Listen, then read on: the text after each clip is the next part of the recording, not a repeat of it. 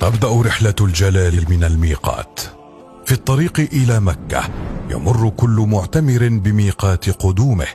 المواقيت المكانية هي: ذو الحليفة أبيار علي لأهل المدينة، الجحفة رابغ لأهل الشام، قرن المنازل السيل الكبير لأهل نجد، يلملم السعدية لأهل اليمن، ذات عرق لأهل العراق.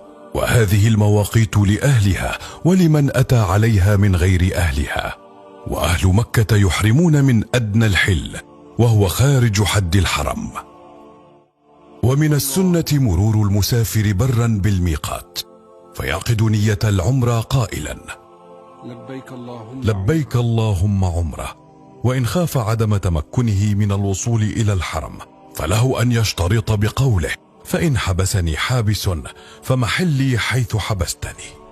فأما المار بمحاذاة الميقات كالمسافر جوا أو بحرا فيجب عليه أن ينوي الإحرام عند المحاذاة، ولا يحل له تجاوز الميقات دون الإحرام.